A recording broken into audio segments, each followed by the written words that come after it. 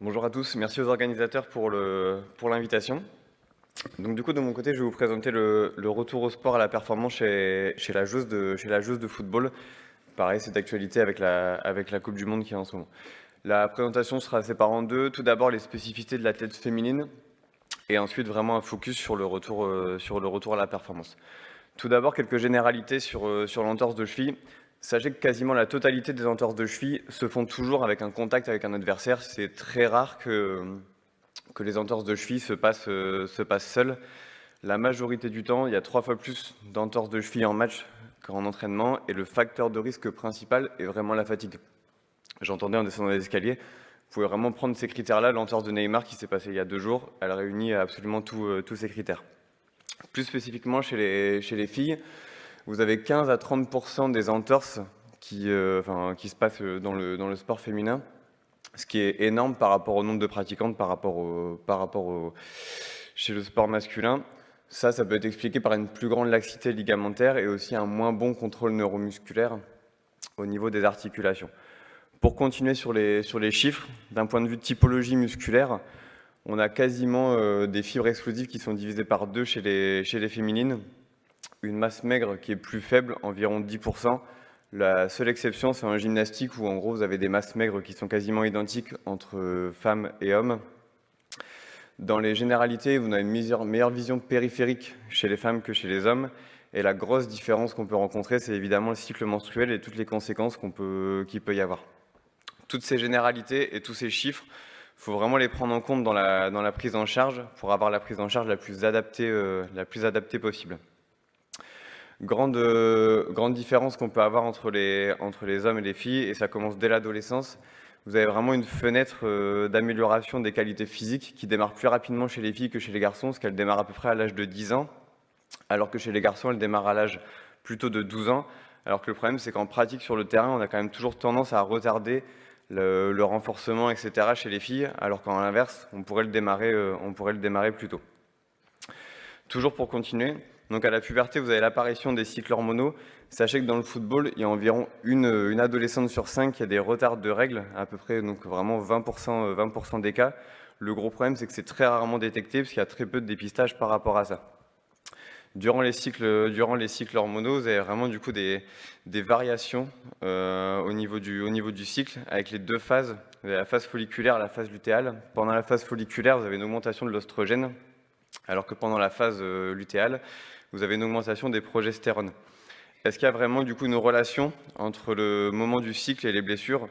Pour l'instant, il n'y a aucun consensus qui a été fait. Il y a énormément d'études qui sont réalisées. Beaucoup d'études nous montrent qu'il y a une majorité de blessures du ligament croisé pendant la phase folliculaire, mais il y a énormément de biais dans les études, et le biais principal, c'est souvent l'échantillon qui est utilisé. Même si du coup, par contre, on sait que les oestrogènes augmentent la laxité musculaire en phase folliculaire. Il y a d'autres études récentes sur la cheville qui ont été effectuées l'année dernière, où ils ont tenté de montrer que c'était l'inverse, qu'il y avait plus de blessures pendant la phase lutéale. Mais une fois, le problème d'échantillonnage est là, parce qu'en gros, la dernière étude qui a été réalisée, elle a été faite sur seulement 14 participantes, donc ce qui est vraiment pas représentatif. Pour continuer sur le cycle, le seul consensus qu'on peut avoir, c'est sur le fait que la phase folliculaire, elle est vraiment plus propice au renforcement, et on peut vraiment du coup profiter de cette phase pour effectuer vraiment un renforcement plus intense et plus important. La seule limite que vous pouvez avoir, c'est les symptômes qu'il peut y avoir pendant les règles, qui sont trop présents, d'éviter vraiment d'accentuer le renforcement pendant cette phase. Vous pouvez aussi profiter du fait que chez les féminines, on a des meilleures capacités de récupération pour les efforts de force et les efforts d'endurance. Tout ça, ça amène au fait qu'il y a vraiment encore un gros potentiel d'amélioration de la prise en charge chez les féminines, parce qu'il y a encore très peu d'études qui ont été faites sur la physiologie de l'athlète féminine, et tout ce qu'on réalise chez les femmes, c'est très basé par rapport à la physiologie masculine, alors qu'en réalité, c'est très peu transposable. Maintenant qu'on sait ça, comment faire le monitoring de la sportive de haut niveau? Le cycle menstruel, c'est vraiment un indicateur de santé, c'est vraiment quelque chose à prendre en compte. Pour ça, vous avez vraiment plusieurs applications qui sont disponibles. Vous pouvez aussi demander à la sportive d'avoir un calendrier pour le cycle, ce qui permet vraiment d'avoir un suivi. Je sais très bien que sur des groupes, dans des équipes de foot, de rugby, c'est très compliqué d'avoir un suivi sur tout le monde, mais en tant que kiné, quand vous avez des joueuses vraiment sur du long cours, c'est beaucoup plus simple de le faire de façon individuelle. Important de faire un suivi aussi au niveau de la nutrition, du sommeil, pour les plus jeunes sur les résultats scolaires, pour voir s'il n'y a pas de problème à ce niveau-là. En tout cas, s'il y a un souci, très important de faire consulter les joueuses chez une gynécologue s'il y a vraiment des problèmes. J'ai pas du tout de chiffres par rapport à ça, mais par expérience, quand vous demandez à des joueuses de 18, 19, même plus vieilles, 20 ans, il y en a vraiment très très peu qui ont consulté un gynécologue juste pour faire du dépistage, etc. Et je pense que c'est vraiment quelque chose sur lequel il faut vraiment insister. Après tout ça, il est vraiment important de faire attention à ce qu'on appelle au Relative Energy Deficiency, qui est un syndrome où en fait, en gros, vous avez une grosse différence entre l'énergie accumulée via le sommeil, via la nutrition, etc., et l'énergie dépensée via les heures d'activité sportive. Et en fait, en gros, vous allez vraiment avoir un gros déficit énergétique qui va engendrer plusieurs problèmes, des troubles du cycle, souvent des aménorrhées, de la fatigue, des troubles psychologiques. Pour passer maintenant au retour à la performance, vraiment, vous avez plusieurs étapes qui sont à respecter et sur lesquelles on va avancer via des critères. Vous avez d'abord le retour à la course, le retour au jeu, malheureusement on s'arrête très souvent à ça, et le retour à la performance. Pour passer d'une étape à l'autre, vous avez toujours des critères à valider. Il faut vraiment effacer cette notion de délai qui est vraiment dépassée. Vous avez déjà la même chose en rééducation sur la cheville avec le ROST. Il y a plusieurs critères à prendre en compte, la douleur, le DEM, le LSI, des valeurs qu'on peut avoir récoltées plus tôt dans la saison ou avec vos sportifs. Toute cette rééducation, enfin ce retour à la performance, vous pouvez le suivre via le PASS au niveau de la cheville qui reprend tous les critères que vous pouvez avoir. Donc pour commencer, le retour à la course, la grande question qu'on va toujours avoir auprès des patients, des joueuses, etc., c'est quand je peux revenir à la course. Comme je vous ai dit, cette notion de temps, faut vraiment la supprimer. Le plus important, c'est vraiment de tester et vraiment de faire valider les choses avant de renvoyer la sportive à la course et après plus tard sur le terrain. Plusieurs tests pour ça qu'on peut utiliser sur la cheville, le ratio inverseur-éverseur. Vous avez aussi la force max solaire gastropnémien, un skipping test qui est vraiment juste un test de course sur place. Vous avez un single leg hop test qu'on peut utiliser aussi pour les ligaments croisés dans les castart, etc. Et aussi toujours se fier à la douleur et le DEM. Il n'y a pas vraiment de chiffres pour l'instant sur la cheville. Par contre, comme fait sur le genou, on peut vraiment tendre vers un LSI supérieur à 70% pour renvoyer les gens à la course.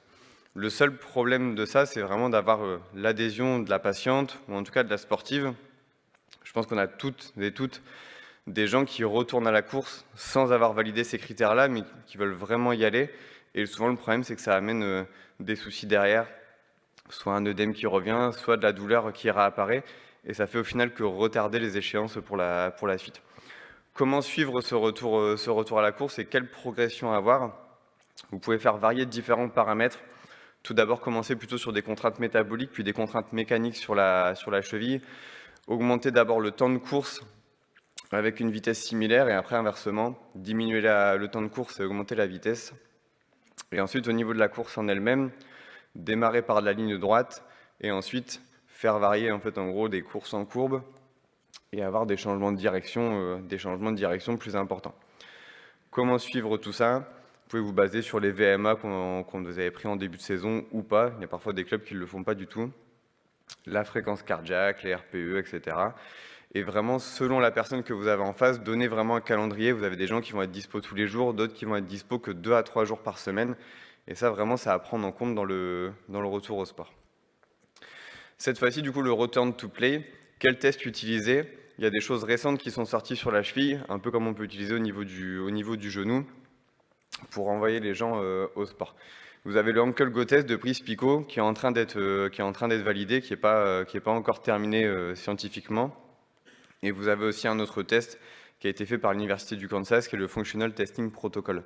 Vous pouvez aussi rajouter vos propres tests en fonction de la personne que vous avez en face. Si on prend spécifiquement le cas du football, tout à l'heure on parlait des gardiens de foot, Selon le poste, selon le joueur, etc., vous aurez vraiment des choses différentes à tester et je pense que c'est aussi bien de l'intégrer dans les tests. Comme noté sur le tableau, pensez aussi aux tests horizontaux pour la cheville. Vous verrez après qu'on se concentre beaucoup sur les tests verticaux, mais sachez que la cheville participe quasiment à moitié dans la propulsion pour les sauts horizontaux. Ici, vous avez un exemple des deux tableaux qui sont utilisés pour le Functional Testing Protocol et puis pour le ankle test de Brice Picot. Pour le détailler, donc du coup, c'est un score sur 25, plusieurs items. D'abord 2 questionnaires, le FAM et le ALR RSI, qui est l'équivalent du ACL pour le ligament croisé. Vous avez un test d'équilibre sur un pied, le Y balance test. Vous avez un side-up test qui n'est pas fait sur une notion de temps, mais sur une notion d'aller-retour avec 30 cm, alors que c'est 40 pour le genou. Et vous avez un test en gros de figure en 8. Je ne sais pas si la vidéo passe du coup au final. Apparemment non. Donc du coup, vous avez en gros 2 allers-retours à faire en 8 et c'est chronométré. Quelle progression effectuer du coup pour le retour au sport? C'est un travail qui va être de plus en plus axé sur le terrain, où on va commencer vraiment à diminuer la part de soins qui va être effectué en salle. Pour ça, vous pouvez prendre comme suivi le continuum de Taberner, qui passe en gros par des exercices très simples vers des exercices après plus compliqués et qui vont vraiment se rapprocher de la tâche effectuée dans le sport. Comme exemple, vous pouvez avoir des exercices très contrôlés avec vraiment aucune contrainte, que ce soit de temps, d'espace, etc., vers des exercices beaucoup plus compliqués, où là, vous vous rapprochez vraiment de ce qui se passe sur le terrain et de ce qui peut se passer pendant l'entraînement. Le suivi, c'est à peu près la même chose que sur le retour à la course. Si vous avez l'occasion, vous pouvez aussi utiliser les données GPS. Ce qu'on réalisait là avec les féminines du LOSC, c'est qu'au début, on promenait les moyennes des distances, des accélérations, des sprints qui étaient effectués sur la semaine. On essayait d'abord de revenir sur ça, et après on prenait les valeurs les plus hautes, et on essayait vraiment de leur faire atteindre les valeurs les plus hautes avant de les faire revenir dans le groupe pour l'entraînement. Juste une petite diapo un peu critique sur l'utilisation de la proprioception en général, que ce soit pour la cheville ou pour le genou. Sachez vraiment que les surfaces instables sollicitent très très peu la cheville. Quand je parle de surface instable, je parle d'un Bosu, d'un WAF, des plateaux de Freeman, etc. Ça a tendance à vraiment solliciter plutôt la région lombaire et à chanter en gros le travail des muscles de la cheville, donc des inverseurs, des éverseurs. Donc vraiment, c'est quelque chose qu'il faut essayer je pense vraiment diminuer la part d'utilisation de ce genre de matériel. Forcément, ça crée toujours une adhésion auprès des sportifs, et c'est bien de les utiliser aussi pour rendre un peu dynamique la rééducation. Mais sachez vraiment que d'un point de vue scientifique, ça a été vraiment démontré que ça sollicitait assez peu vraiment la cheville. Donc essayez vraiment de diminuer la part dans la rééducation. Pour vraiment le retour à la performance, comme tout à l'heure, l'important c'est de tester pour savoir où on est. Vous pouvez utiliser les sauts horizontaux qui sont utilisés dans le cast-start. Et la chose assez importante, c'est d'utiliser les sauts verticaux, puisqu'en gros la cheville intervient toujours, que ce soit lors de la propulsion ou de l'atterrissage, à 30% dans les mouvements. Les tests qu'on peut utiliser du coup pour le retour à la performance, toujours force isométrique, solaire, gastropnémien, et ensuite vous utilisez le CMJ et le drop jump, qui va vraiment être du coup la chose la plus importante. Alors c'est dommage que les vidéos ne se passent pas, les 2 vidéos qui sont en haut à droite, vous montrez un petit peu la différence entre un drop jump plutôt à dominante genou, où du coup vous fléchissez vraiment les genoux et vous servez plutôt cette articulation-là pour rebondir, et un drop jump à dominante cheville, où on essaye vraiment de bloquer un petit peu l'articulation du genou et d'utiliser uniquement les chevilles pour faire le rebond. Quelles données utiliser sur le drop jump? Il y a 2 données principales, le temps de contact au sol et la hauteur de saut, qui vont vous donner le RSI, donc du coup le Reactive Strength Index, qui se calcule tout simplement par la hauteur de saut en mètres sur le temps de contact au sol en secondes. Plus le RSI sera important, meilleur en gros sera la force de réaction. Une fois que vous avez fait votre test, vous pouvez vraiment regarder et analyser les différentes phases et savoir sur quelle phase vous allez devoir travailler pour vraiment améliorer ça. Vous pouvez vraiment travailler sur l'atterrissage, la propulsion, le freinage et du coup mettre ça en place après en rééducation. Pour aller plus loin, et pareil, c'est la vidéo de gauche, vous pouvez avoir des très grandes différences entre un drop jump unilatéral réalisé sans aucune contrainte autour et un drop jump qui va être en gros réalisé avec une contrainte, par exemple, juste auditive, visuelle, avec un espèce de top départ, où en gros, vous pouvez perturber en gros, le système cognitif de la sportive, Et il y a des cas où vraiment vous pouvez avoir des RSI qui sont quasiment divisés par 2 juste parce qu'ils ont une contrainte extérieure.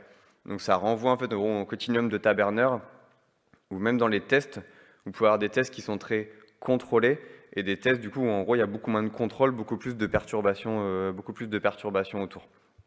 Pour revenir sur ce que je disais justement sur les phases à analyser, après ça va vous permettre de choisir si vous travaillez la force, la vitesse, la puissance, les phases de propulsion, de freinage ou la pliométrie. Pour tout ça, vous pouvez vous servir en fait du continuum de Christophe Thibaudeau qui sert à savoir où se situer dans la rééducation. Et juste, en gros, en plus de ce travail-là, pensez vraiment à utiliser le travail des fessiers, qui est très important dans la stabilité de cheville. Pour terminer, toutes les généralités que je vous ai présentées au départ, prenez-les en compte. Ça permet de faire, j'ai pas du tout fait de diapo dessus, mais faire un rebond sur la prévention. On a toujours tendance à dire qu'on en fait beaucoup, qu'elle sert finalement pas à grand-chose, mais est-ce qu'elle est réellement ciblée? 9 entorses de cheville sur 10 se passent dans un contact avec un adversaire, alors que malheureusement, dans la prévention, il y a très peu de choses du coup qui mettent ça en place. Elle se passe aussi beaucoup avec la fatigue, alors que souvent on fait ça en échauffement, donc au final c'est des critères qui sont pas du tout mis en place. Attention du coup au syndrome de Redes chez la sportive de haut niveau, qui est souvent très peu détecté. Pensez vraiment aussi que le menstruel et ses effets, ça peut vraiment vous faire avancer dans la rééducation. Le passage des phases, oubliez vraiment cette notion de délai qui est vraiment dépassée et essayez de contenir les gens sur le fait qu'il y a vraiment des critères à valider avant de retourner au sport ou sur le terrain.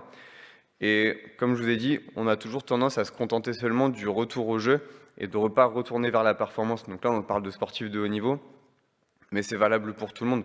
Même quelqu'un qui fait juste du footing, on va dire à une fréquence très faible, on a tendance juste à le remettre à la course à pied et puis après c'est tout. Alors qu'en gros, il peut rester vraiment encore énormément de déficits et c'est sur ça qu'il faut vraiment insister. Merci.